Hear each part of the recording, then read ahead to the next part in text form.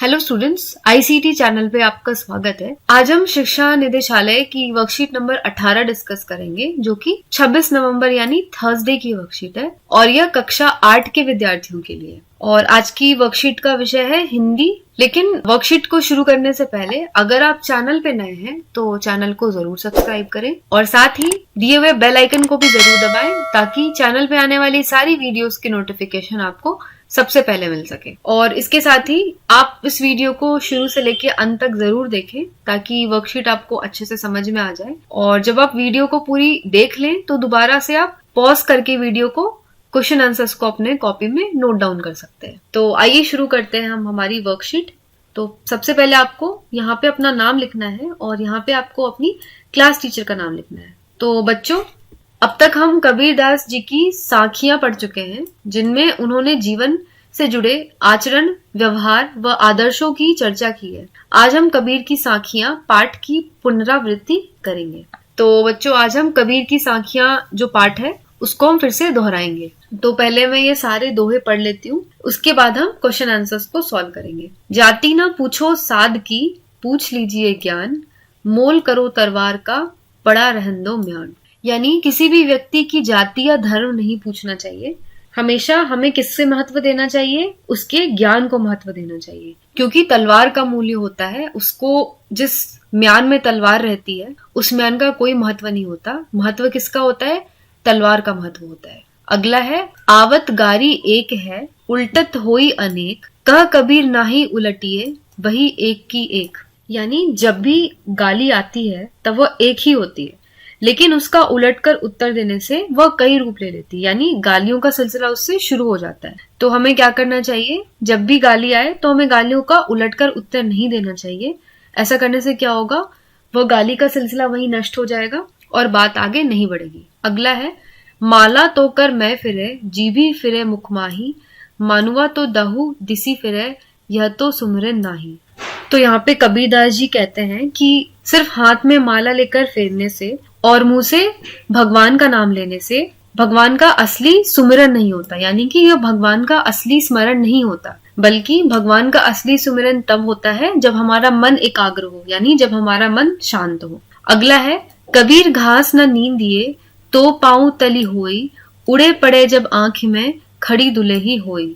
यहाँ पर कबीरदास जी कहते हैं कि घास का एक नन्हा सा टुकड़ा भी जो है उसका अपना एक अस्तित्व होता है। जैसे कि अगर आंख में हमारी छोटे से कंकर भी पड़ जाए तो भी हमें वो बहुत कष्ट देता है ना। तो इस तरीके से यहाँ पे कबीरदास जी हमें यह समझाना चाहते हैं कि हमें कभी भी पैरों के नीचे रहने वाले हों, लेकिन फिर भी हमें उनका सम्मान करना चाहिए।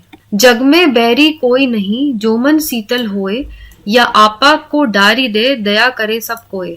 यहाँ पे कबीरदास जी कहना चाहते हैं कि यदि हमारा मन शांत है, शीतल है, यानी हमारा मन जब शांत है तो हमारा कोई भी दुश्मन नहीं हो सकता। और कोई भी हम पे दया तभी करता है जब हम अपने अहंकार को त्याग देते हैं। यानी अगर हम में अहंकार है तो कोई दूसरा भी हम पर दया नहीं करेगा। आपने उपरोक्त सभी दोहों का भावार्थ और विशेष अर्थ समझा और प्रश्नोत्तर भी किए। तो आइए देखते हैं कि अब तक आपने क्या सीखा। आपको इन सभी दोहों में से सबसे अच्छा कौन सा लगा और क्यों? जाति न पूछो साधु की, पूछ लीजिए ज्ञान, मोल करो तरवार का, पड़ा रहन दो म्यान। तो मुझे उपरोक्त दोहा अच्छा लगा क्योंकि कबीर जी का यह दोहा आज के संदर्भ में, यहाँ पे संदर्भ होगा, आज के संदर्भ में कितना सटीक है। धर्म अथवा जात कोई भी क्यों ना हो, महत्व केवल ज्ञान का होता है। तो यहाँ पर कबीर जी हमें ये बताना चाह रहे थे कि किसी भी व्यक्ति का कोई भी धर्म हो, कोई भी जाति हो, उसका कोई मोल नहीं होता। मोल किसका होता है?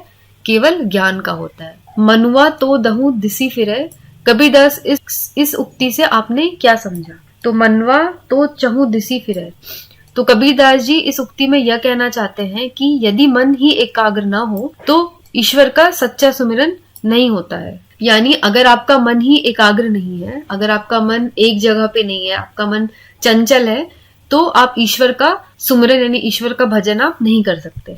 अगला क्वेश्चन है, जग में बैरी कोई नहीं, जो मन शीतल होए। पद के माध्यम से कबीरदास क्या कहना चाहते हैं? जग में बैरी कोई नहीं, जो मन शीतल होए। इस पद के माध्यम से कबीरदास यह कहना चाहते हैं कि यदि मन शीतल या शांत है तो इस संसार में हमारा कोई दुश्मन नहीं हो सकता। यानी कि अगर हमारा मन शांत है, अगर हम में अहंकार नहीं है, तो हमारा कोई भी दुश्मन नहीं हो सकता है। किसी एक दोहे का अर्थ अपने शब्दों में लिखिए। कबीर घास न नींद दिए जो पांव तली होई, उड़ी पड़े जब आंख में खरी दुहेली हुई। इसका अर्थ क्या है?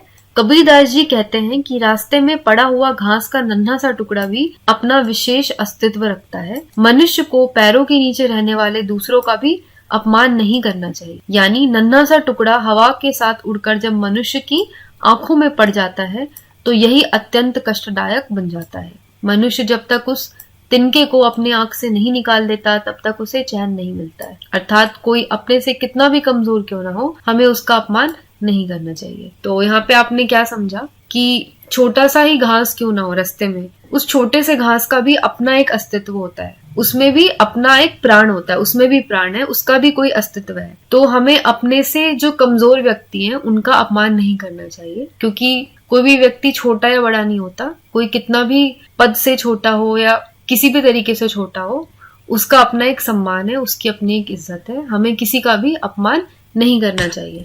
गतिविधि, इन दोहों को याद करें और गाकर अपने अध्यापक को सुनाइए और कबीरदास जी के बारे में और जानकारी एकत्रित कीजिए। तो यहाँ पे आपको इन दोहों को याद करना है और उसको अपने अध्यापक को आपको सुनाना है, और साथ ही आपको कबीरदास जी के बारे में जानकारी भी एकत्रित करनी है। तो यह जानकारी आप कहीं से भी इकट्ठा कर सकते हैं। उसके लिए आप गूगल का यूज कर सकते हैं या फिर आप किताबों का यूज कर सकते हैं। कहीं से भी आपको जानकारी इकट्ठी आप कर सकते हैं। तो यहाँ पे भी मैंने कुछ लिखा हुआ है। कबीर या भगत कबीर 15वीं सदी के भारतीय रहस्यवादी कवि और संत थे। वे हिंदी साहित्य के भक्तिकालीन युग में ज्ञानाश्रयी निर्गुण शाखा के काव्य धारा के प्रवर्तक थे। इनकी रचनाओं ने हिंदी प्रदेश के भक्ति आंदोलन को गहरे स्तर तक प्रभावित किया। उनका लेखन सिखों के आदि ग्रंथ में भी देखने को मिलता है।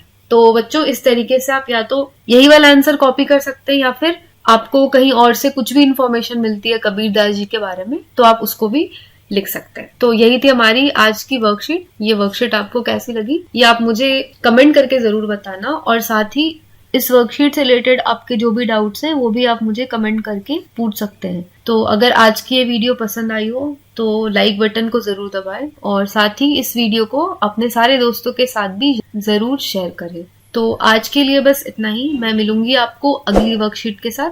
Till then, stay safe, take care and have a nice day.